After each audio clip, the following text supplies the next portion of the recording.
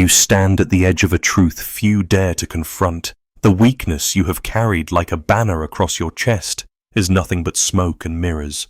I am not here to pat you on the back or fill your ears with hollow cheers.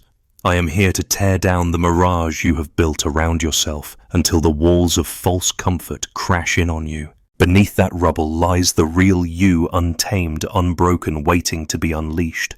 From the first moment you woke today, you surrendered your power. Your thumb swiped open a screen and your gaze was seized by threads of distraction. In that instant you ceded your dawn to algorithms, relinquishing the spark of sovereignty you once held. But this morning, as you sit here reading these words, you have a choice to keep drinking that poison or to break free of it once and for all. Friedrich Nietzsche never whispered lullabies to the fragile. He offered no soft pillows to the timid.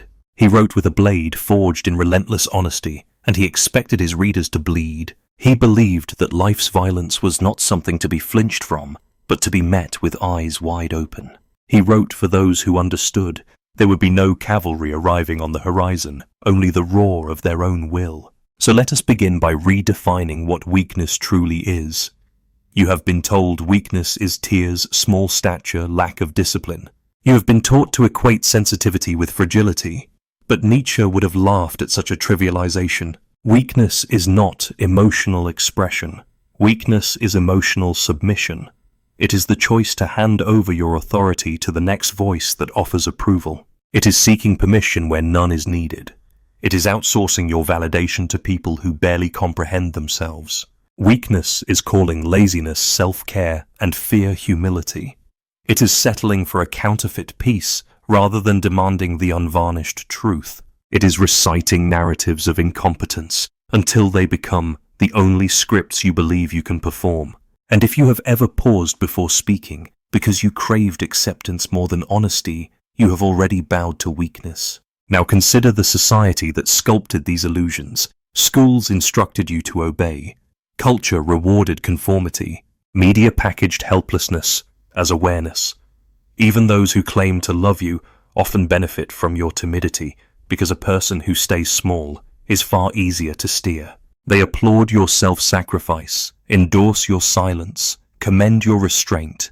Each compliment is a shackle, each pat on the head another link in the chain. Nietzsche warned us, the individual has always had to struggle to keep from being overwhelmed by the tribe. His struggle was not physical, it was psychological. It was the battle to preserve raw instinct in a world determined to neuter it. If you allow yourself to be domesticated, polished, obedient, polished into a predictable drone, you forfeit the very essence of what makes you dangerous, in the best sense your unpredictability, your raw edge, your capacity to act on your own terms. This morning, before you reach for your phone again, claim the day. Sit up straight, plant both feet firmly on the ground, breathe long and deliberate. Feel the weight of your own spine, the tension in your shoulders, the energy coiled in your chest. This is your temple, not a racetrack for notifications. When you finally speak, speak with clarity. Do not preface your words with apologies or qualifiers. Each time you say, "I'm sorry for taking up space," you withdraw a drop of authority from your own well. Let your silence do the heavy lifting. Let the hush that follows your statement carry its own weight. People fear silence because it forces them to reckon with the vacuum you have created, tension that demands respect. Emotions will come. That is not the enemy. The enemy is letting them hijack your actions. When anger flares, do not lash out. Observe it. When shame gnaws at your gut, acknowledge it but refuse to kneel. Cry if you must, but cry with purpose. Release the pressure so you can rebuild yourself stronger. Crying as an escape is weakness. Crying as a tool of transformation is strength. Victimhood is the modern form of bondage. When you frame your life as a tragedy, you anchor yourself to the cliffs of helplessness. Your scars become excuse cards, your traumas justify stagnation. Nietzsche saw this trap. He did not deny suffering. He refused to let it define him. He transmuted pain into steel. You must do the same. Your past is a forge. Let every scar harden you into an impenetrable version of yourself. But you cannot wander aimlessly in this crucible. You need a why, a purpose. You choose a banner you plant in the ground and defend with every ounce of your being. Viktor Frankl said, He who has a why to live can bear almost any how. Your why is not discovered by accident. It is carved from intention. Decide who you serve, what you build, whom you protect. Write it down. Let it echo in every cell of your body. When distraction beckons, let your why roar over the siren song of comfort. Now, let us descend deeper into the roots of your conditioning. You have spent a lifetime chasing belonging, bending yourself to fit the tribe's silhouette. But Nietzsche proclaimed that to know yourself you must be willing to stand alone, utterly unaccompanied. Belonging exacts a toll. Your authenticity, your strength, your singularity. Stand instead in solitude. Make your own table, and if no one joins you, relish the extra space. Procrastination is more than a matter of laziness. It is a pact you made to stay small so others wouldn't feel awkward around your brilliance. Somewhere in your past you learned that ambition demanded isolation, that shining too brightly drove people away. So you dimmed your light, delayed your breakthrough, whispered tomorrow instead of roaring now. But Nietzsche warned, the snake which cannot cast its skin must die. To evolve you must shed that old persona in one furious, unapologetic rip. Burn the contracts of the pleasing perfectionist, the second-guesser, the overthinker. Your body is the battleground of your mindset. Slumped shoulders, sunken chest, shallow breaths, this is the stance of prey. Reverse the posture. Stand like someone who knows they are being watched. Walk like someone leading a parade. Sit like someone who does not need permission. Let your presence fill the room before you speak a word. Words are your spells. Choose them deliberately. Each time you say maybe when you mean no, you fracture your own integrity. Each time you hedge, you erode your spine. Replace doubt with declarative statements. Replace apology with assertion. When people call you rude, smile. That is merely their discomfort at your refusal to shrink. Now listen to the still small voice within. That is the version of you who never needed to be fixed, only unleashed. You have felt its tug in moments of quiet rebellion, in fleeting flashes of unfiltered truth. We are going to excavate that voice, let it reverberate through every fiber of your being. At this point you might be wondering if you can endure such a radical shift. The answer is yes, but only if you embrace the discomfort. Because true transformation is forged in the heat of confrontation, not the warmth of reassurance. You cannot unlearn this path once you have seen it. There is no return to the faded shadow you once accepted as reality. So stand. Stand with your chest open, your gaze unwavering, your purpose undisguised. Feel the thrum of energy coursing through your veins. The moment you claim this posture, you reclaim your life. This is not a motivational pep talk. It is an induction into war. A war against everything that has kept you meek, muted, and malleable. The first crack in your illusion has formed. You heard it in the cadence of your own voice, felt it in the tension of your muscles. That crack will widen until the old you crumbles away. Out of its ashes will rise someone unrecognizable to those who only ever knew your limitations. You have believed for so long that weakness is something you wear on your sleeve, something you broadcast to the world by lowering your head or turning your cheek at every slight. But that definition is a lie crafted by generations of appeasers. True weakness lies not in shedding a tear when necessary, but in allowing those tears to dictate your every move. It lives in the moment you pause mid-argument to seek permission rather than stand firm in your conviction. It thrives whenever you barter your self-worth for a morsel of approval, whenever you hand over your narrative to someone else. Because you fear owning your own voice more than you fear remaining silent. Imagine for a moment that every time you apologized for speaking up, you sold off a piece of your backbone on the open market. Each sorry echoed through the halls of your psyche, like coins dropping into a jar, and with every coin your self-respect drained a little more. You dressed your insecurities in fancy terms, self-care, humility, sensitivity, convincing yourself, and anyone who would listen, that your compromises were acts of virtue. But virtue is not found in always choosing the comfortable path. True virtue, Nietzsche would say, is having the courage to carve your own path, even when every instinct urges you to step aside. You have learned to confuse emotion with impotence. You have been told that expressing rage, fear, or desire makes you vulnerable, a liability to be managed or suppressed. Yet real vulnerability, paradoxically, is nothing more than the absence of authenticity. When you pretend not to care so you won't seem desperate, you betray the flames burning within you. When you hold back your questions, your dreams, your demands for fairness, you starve your own spirit. Nietzsche called that emotional submission the act of turning over the keys to your emotional kingdom and letting some unseen jailer hold sway. Contrast that with emotional command, the art of feeling deeply, yet acting deliberately. When the heat of anger courses through your veins, you do not lash out like a cornered animal, but you channel that energy into a precise strike.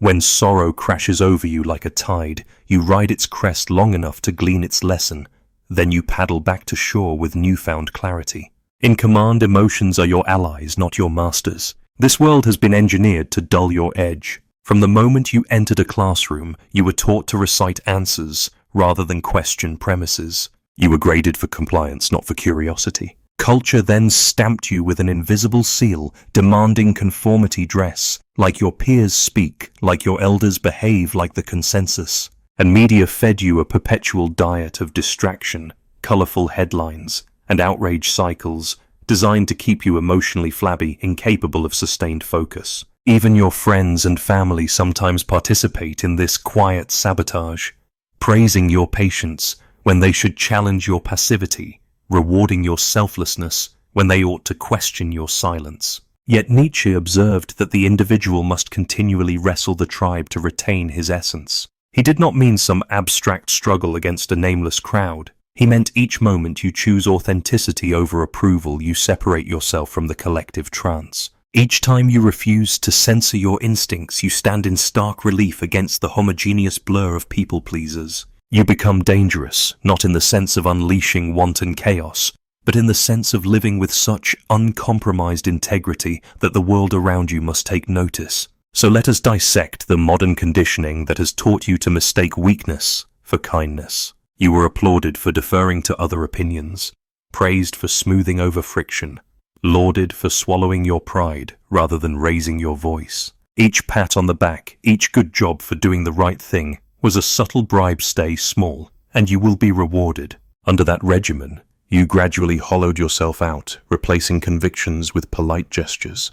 But a polite gesture is merely a hollow shell when the heartbeat beneath it has slowed to a whisper. Now ask yourself, what has that politeness cost you? Consider the projects you shelved because you feared being judged incompetent. Recall the conversations you didn't initiate for fear of not sounding smart enough. Remember the promotions you didn't pursue because you presumed you weren't ready. Those failures were not born of incapacity but of preemptive surrender. You gave up before the fight even began. Nietzsche would call such self-censorship cowardice. He saw it as a betrayal of the individual's capacity for greatness. He believed the true measure of a person is not the battles they win, but the battles they refuse to forfeit before the clash. If you have ever consoled yourself with the thought, "One day I'll be ready," you have already agreed to postpone your own potential indefinitely. To reclaim your power, you must recondition your daily rituals. Before you even touch your phone in the morning, stand in front of your reflection and look yourself in the eye. No apologies, no preambles, just a silent pledge that today you will speak your truth.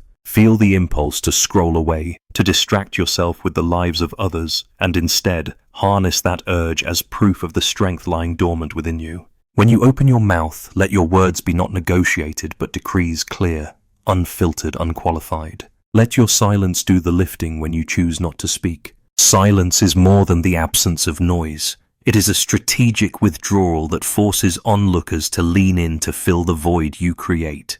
Tension is the currency of respect. In a culture addicted to constant chatter, your moments of held breath will speak far louder than 1,000 rushed syllables. Emotions will surface as you shed layers of compulsion. You will feel fear, raw, blistering fear as old habits crumble. Do not mistake that for a sign you should retreat. It is the tremor of transformation, the quaking ground before a seismic shift. Rage may flare, but channel it into disciplined action. Write it down, sculpt it into goals. Let it fuel the steps you take rather than the outbursts you avoid. Grief may wash over you. Let it cleanse old illusions until all that remains is a bedrock of resolve.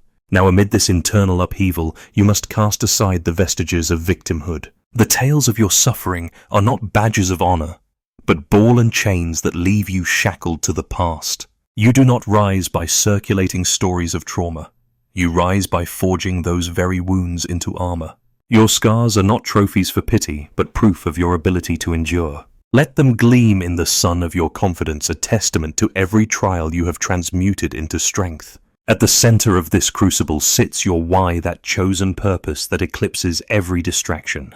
It is not discovered by accident or bestowed by fate. It is a deliberate choice hammered out in the fires of self-inquiry. What cause so compels you that you would stand unmoved by fear? What vision so captivates your soul that every sacrifice becomes trivial in comparison? When you anchor yourself to that purpose, every no becomes an act of devotion, every delay a betrayal.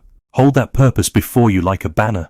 When the world tries to pull you sideways with petty dramas, let your why reel you back to your path. When doubt seeps into your mind, whisper your chosen conviction and watch the shadows of uncertainty evaporate. Your why is the gravitational force around which every action must orbit. If you have absorbed all you have read thus far, you have already glimpsed the fissure in your old identity. You feel the energy rising from within, a crackling anticipation of the person you once glimpsed in moments of unguarded daring. That person has been waiting for you not to be created anew, but to be remembered, rediscovered, and given reign once more. Now that you have declared war on your weakness, it is time to outfit yourself with the strategic habits that transform intention into action. Your first battlefield is the moment you open your eyes, and it lasts until you speak your first word.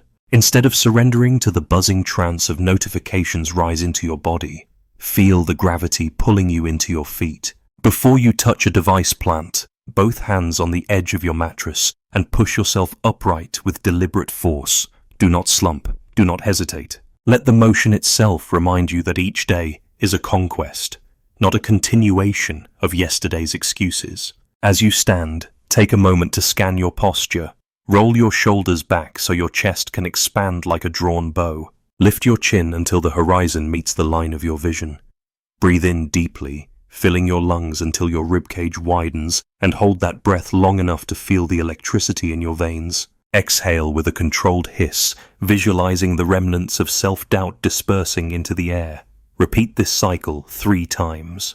With each inhalation, you summon focus. With each exhalation, you expel the illusions that have bound you to mediocrity. You will discover that this simple ceremony ignites a clarity that no screen can offer. It is a tacit agreement between your mind and your body that you are the creator of your experience, not a passive consumer. Resist the urge to run through mental checklists of tasks or grievances. Instead, anchor yourself in the raw physicality of the moment and let your senses awake to the potential in your blood. Next comes the command of your tongue. Words are arcane instruments that shape reality. When you allow speech to stumble out as half-formed doubts, you reinforce hesitation. But when you speak with precision, you carve a path through the chaos of possibility. Practice the discipline of declarative statements. When you set an intention, declare it aloud in full sentences. Today, I will complete the project that terrifies me, or I will refuse to negotiate my standards.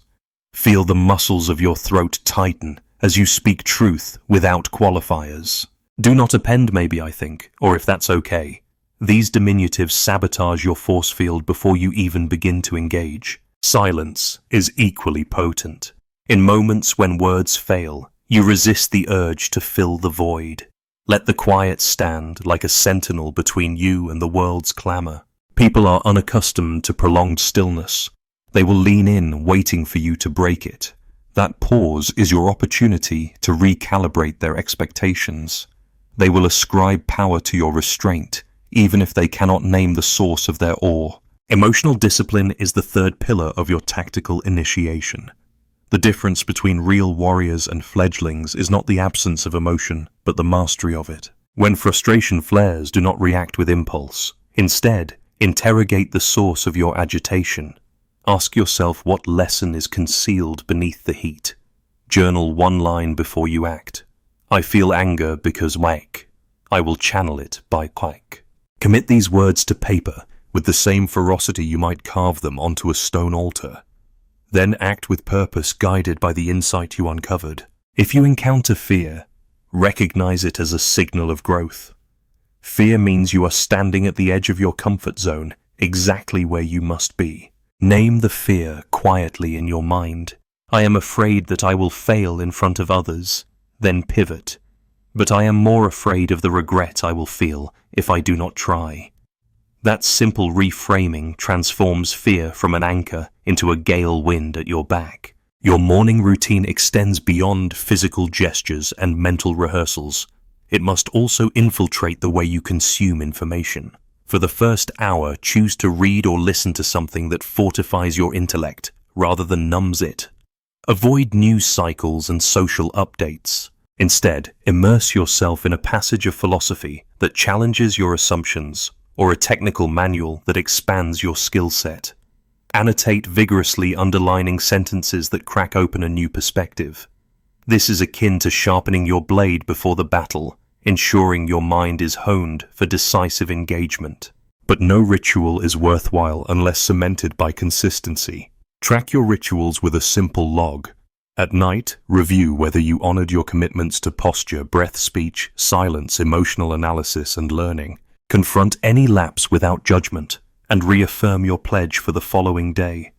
The echo of accountability amplifies your resolve and turns fleeting effort into unbreakable habit. As you weave these elements into your dawn to noon arc, you will notice a shift. Your inner landscape will begin to feel like sacred ground, not an open field for every distraction. Your days will no longer bleed into each other under the tyranny of constant reactivity. Instead, each sunrise will come with a promise that you are primed to operate at the peak of your potential. Yet even the most disciplined routine can be compromised if your identity remains misaligned with your actions.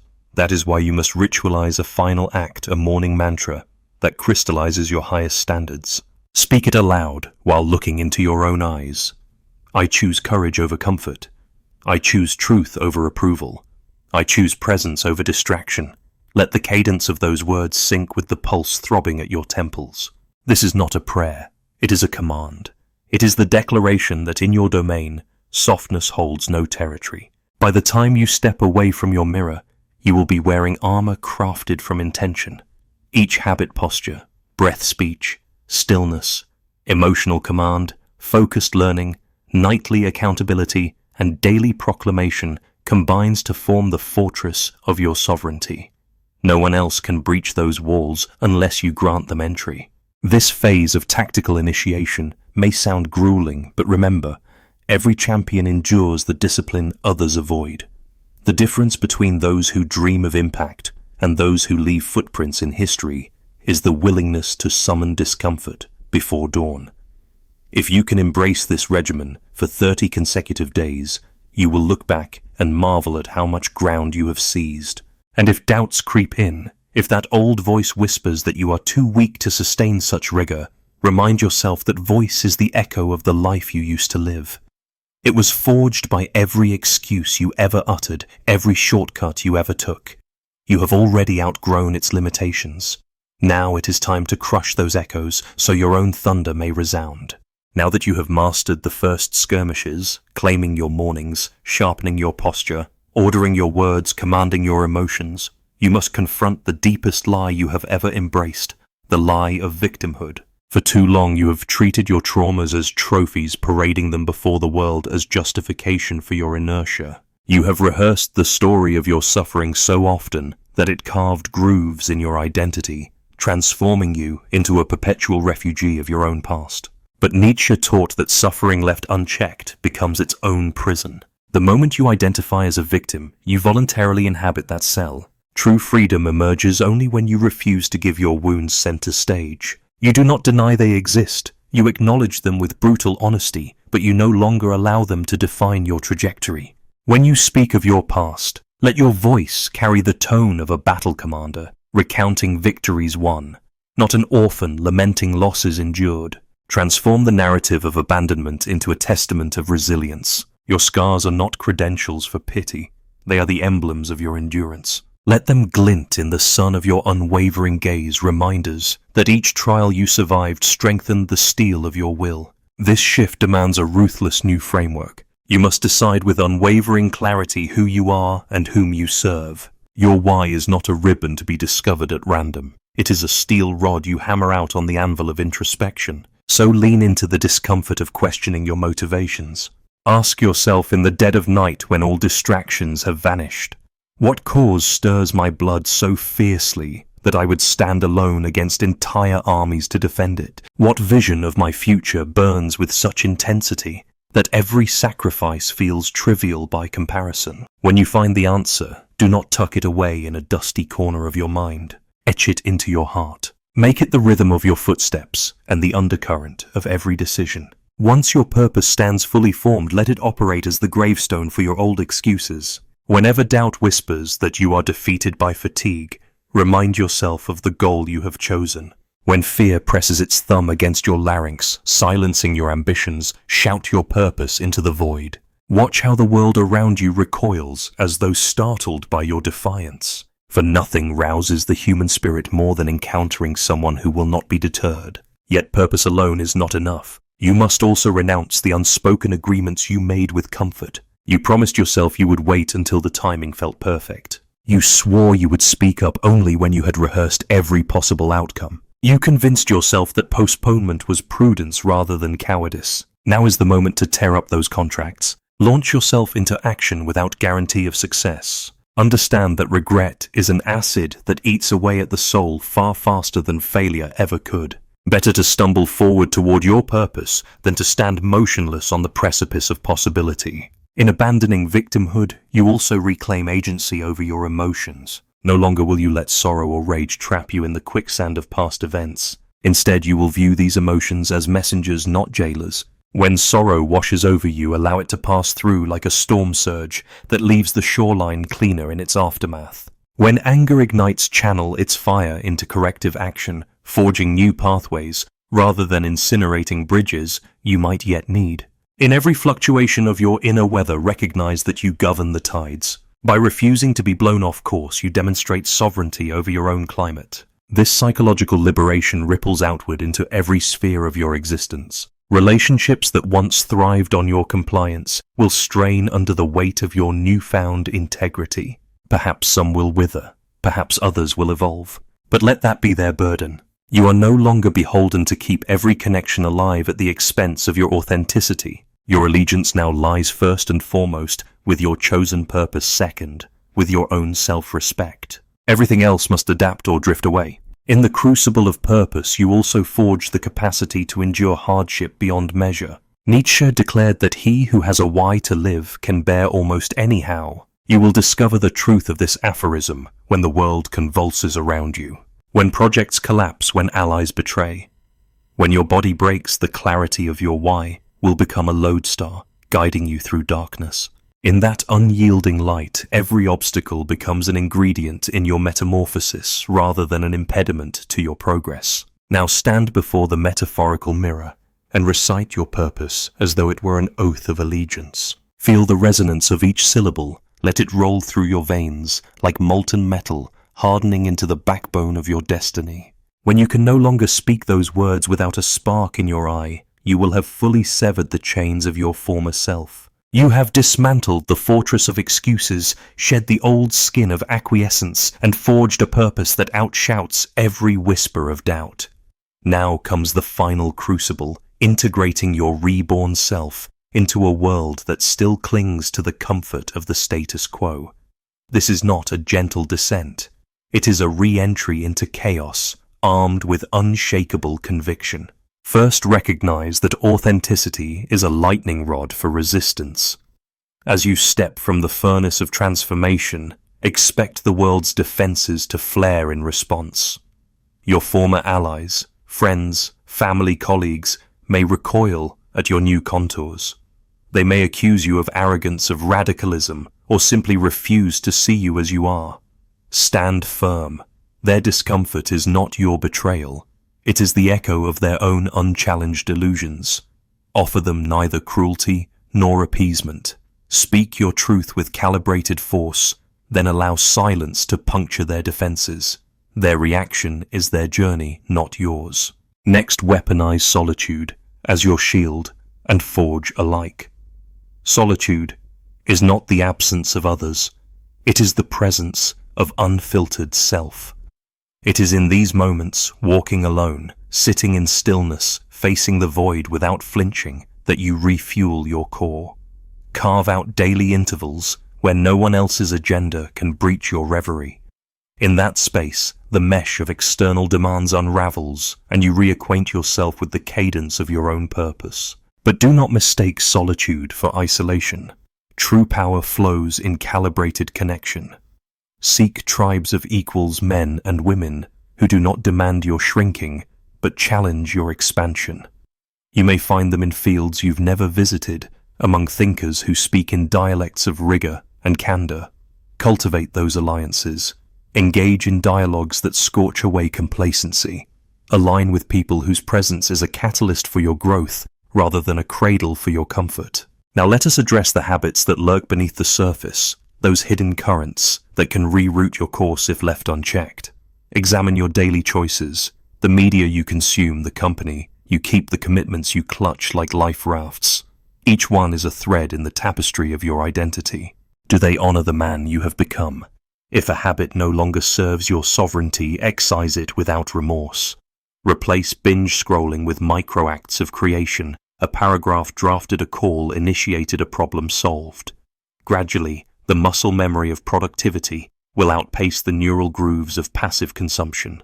Confront procrastination with brutal transparency. When the urge to delay strikes, interrogate its origin.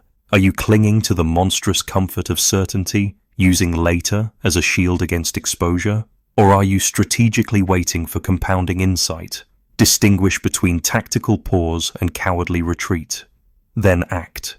Even an imperfect first step fractures the inertia of indecision. Embrace discomfort as your compass. Seek the edges of your competence and press until they become the new center. Whether it's speaking before an audience, tackling a knotty problem, or bearing witness to your own unfiltered thoughts, let every act of courage be a reaffirmation of your revolution. Document these victories. Curate a ledger of proof, each entry a reminder that your strength is not hypothetical but empirically tested in the fire.